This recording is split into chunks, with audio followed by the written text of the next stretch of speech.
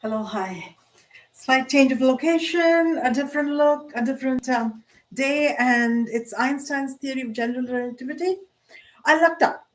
The Internet Archives had a PDF file of and of the entire of the proof discussion with proof by Einstein and Minkowski, and this was by uh, I'll just see, and it has been uh, by uh, Satyendra Bose and Meghnad Saha. Saha. Meghnad Saha. It's been, documented by both of them. Or I have straight to the, curl of the scientific discussion. Engineering always makes things better. All right. So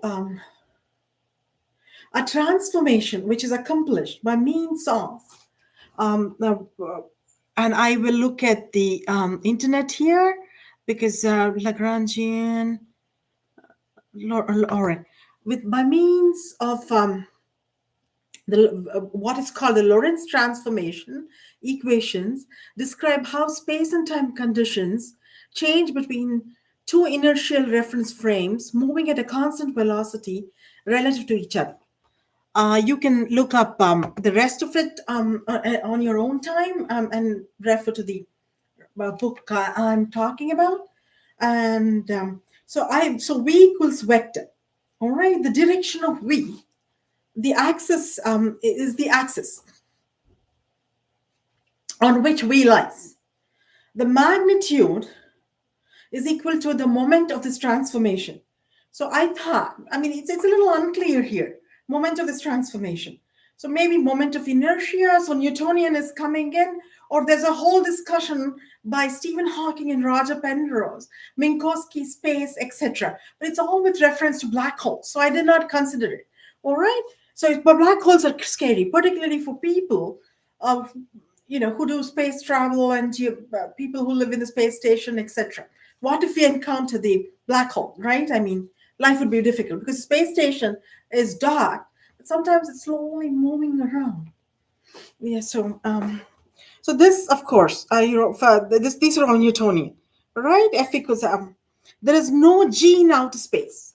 And this piece, after reading Stephen Hawking, etc., sunk into my head when I read this whole series by a previous newspaper. We get the Globe and Mail, and it's really old hat now, many years now. But Toronto Star we got for like 16, 17 years or 18 years. And Toronto Star had a special feature physics. All right, Einstein's theories, both his theories, but general theory, general relativity, and special relativity. Special relativity, of course, is equals mc square. And that said, that gravity, acceleration due to gravity, what brings back things when thrown onto the Earth's surface, G is replaced by acceleration in outer space. So acceleration, of course, a space-time curvature. If you look at it, acceleration would be d cube s, I guess, right? dv by d, ds by dt is v, d square, um,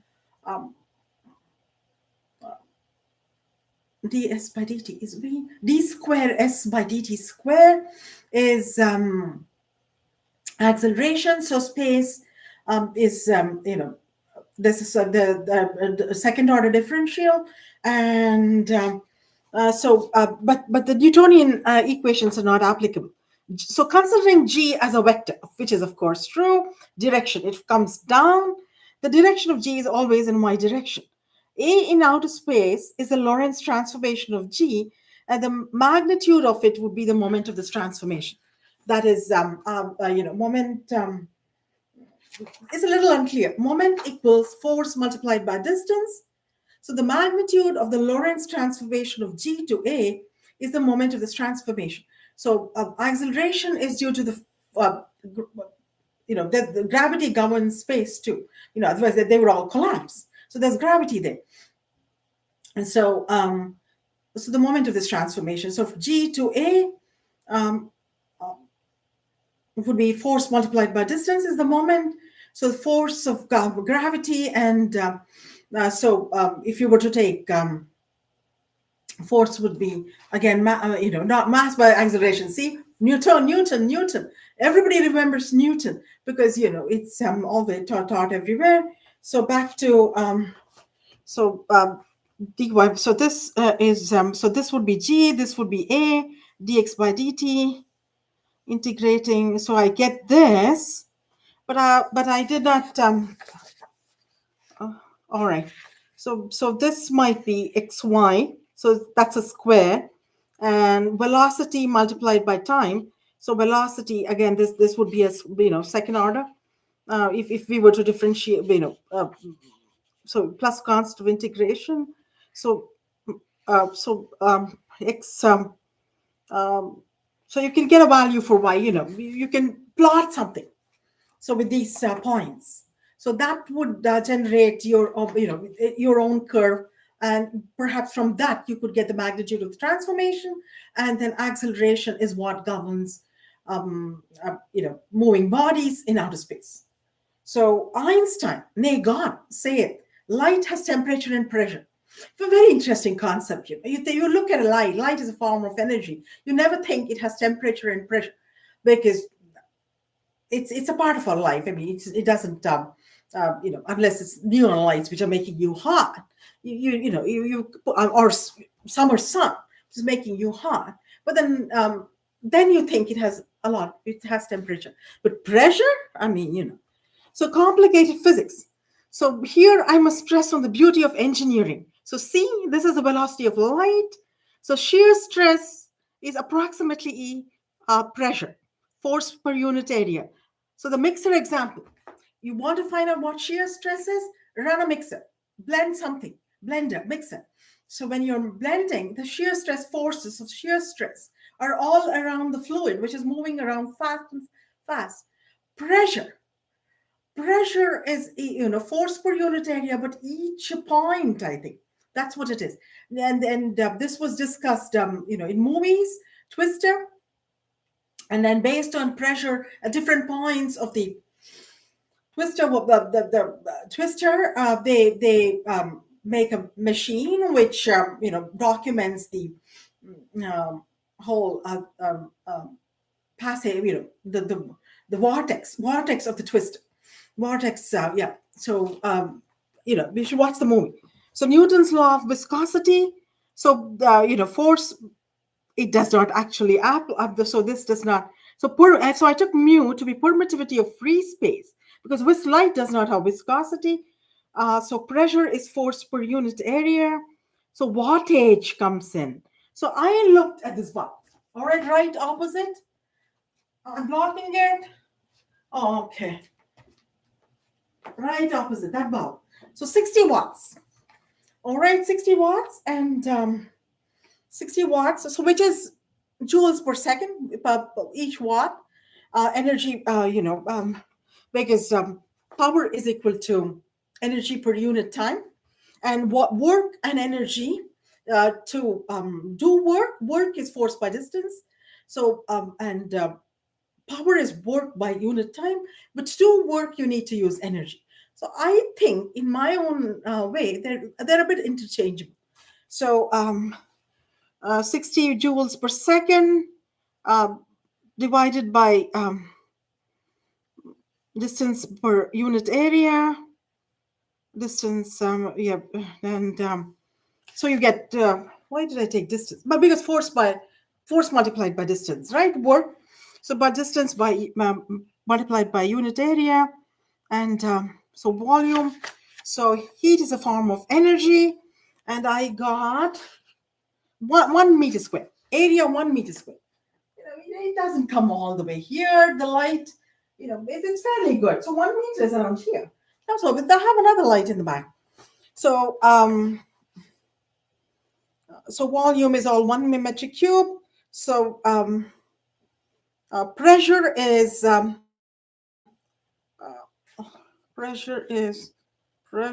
what, and what uh, Pascal. Pressure is 60. Oh, where have I worked this out? Pressure is, okay, I've gone to 60. Oh, here. All right. 60 kilo per a meter second square Newton. So 60 Newton per 60 pascals. So light, so very low. Remember, 1 atmosphere is how many pascals? So very low. All right. Otherwise, we would get swept away. Light would sweep us away, like the twister. So that no good, no good. Or when it would be hot, right? Hot, right? So now, Fourier's law of heat conduction. Heat is a form of energy. Voltage on the bulb, power, energy or work per unit time. To do work, you need to expend energy. 60 watts. All right, coming back.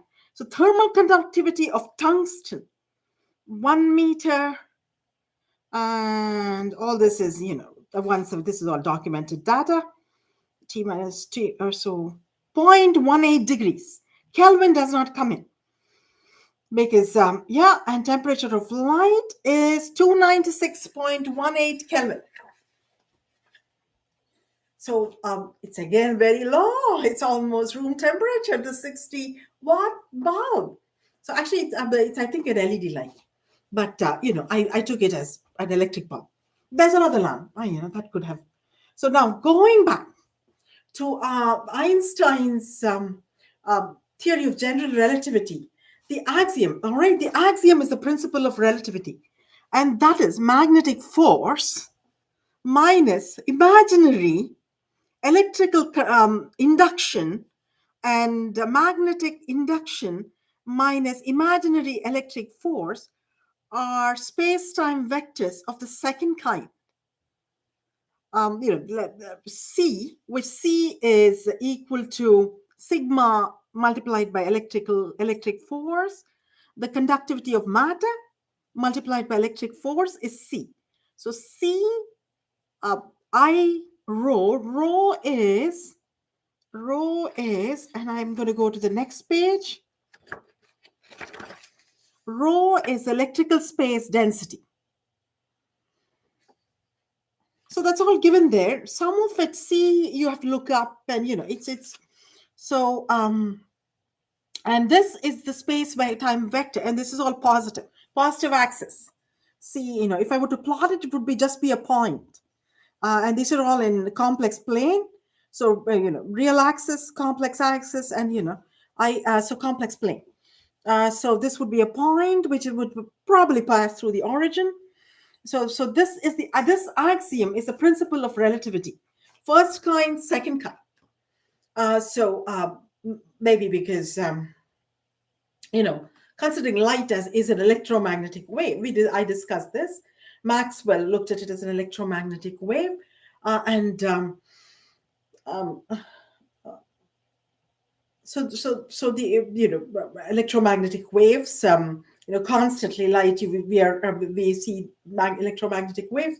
So the axiom is the principle of relativity. So this the first kind, second kind. So what's the third kind? Third kind is me. I walk there, but I'm not walking there now. So magnetic force. How did I calculate magnetic force? So interesting. So I'm going to show you a little experiment. So these are two pairs of magnets, right? So I'm going to put this here, and it starts to flicker. I'm blocking it, starts to flicker. I reduce it, it flickers more actually.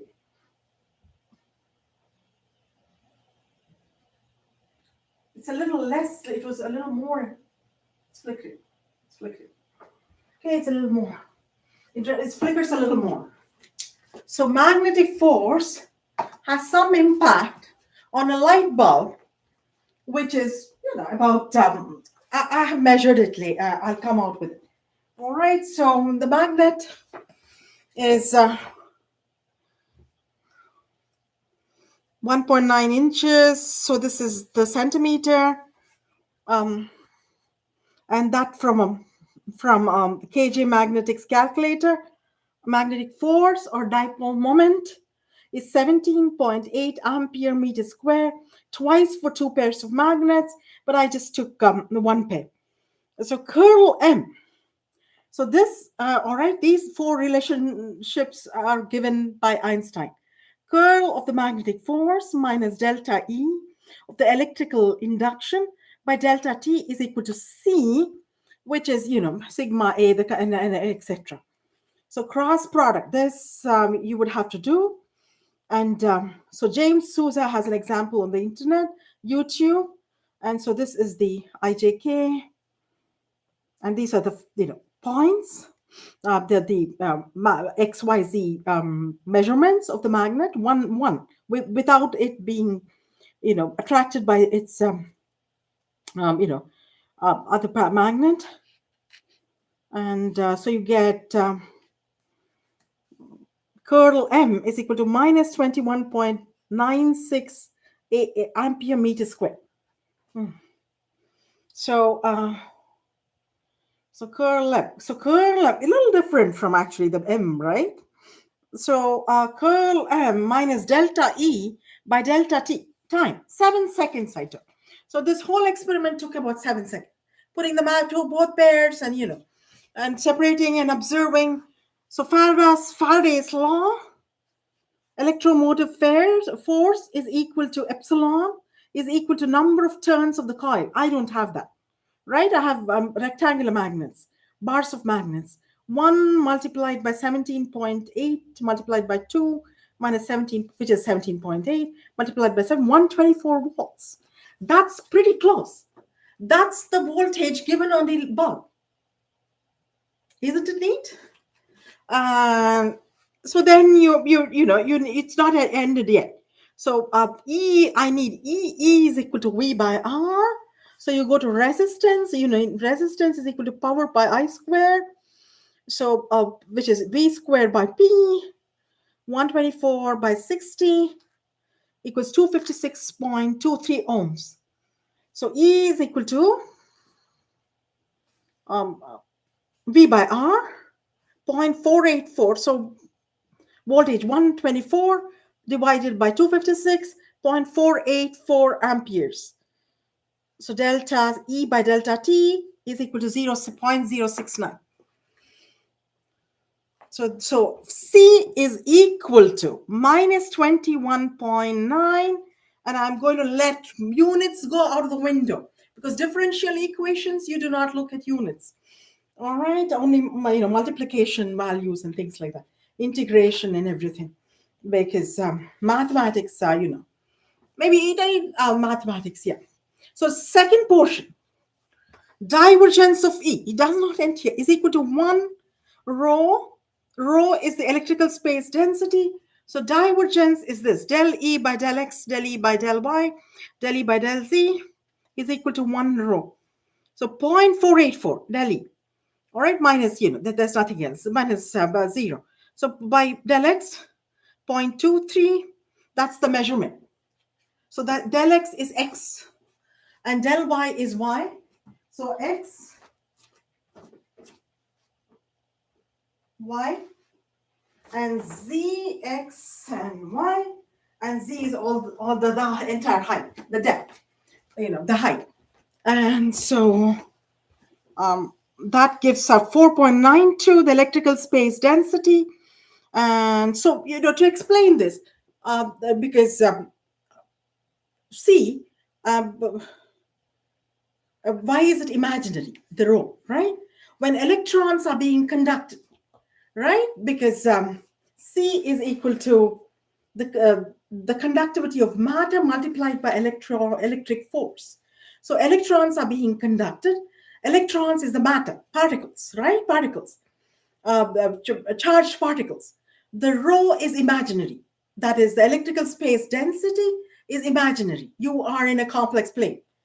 So, so then, maybe you should have fun. There is magnetic force. The electrical induction is imaginary, but this is all the basis of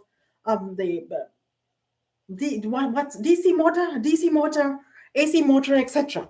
Electrical induction in all three directions. Electrical space density. When there is magnetic induction, there is imaginary electric force, and when there is all right, we discussed that. So remember, velocity of light is equal to C divided by, that's Maxwell's equation.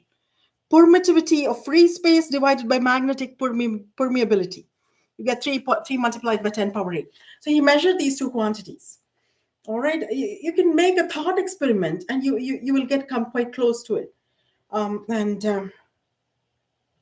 so the rest is curl. So it's the third equation. Curl E plus delta M by delta T is equal to 0. Capital E's. Delta T, again, 7 seconds. E, electric force. M, magnetic induction. M is equal to magnetic permeability multiplied by magnetic force. So this is it's constant. So 0.000224. So C equals sigma E. All right, and sigma E, and then you get electric force is equal to point, I think 0.12, I think 0.12 multiplied by 10 power minus 5. So so all the points are these are the points. Points here, and this in I tried matching wavelengths, but it's imaginary space. So I got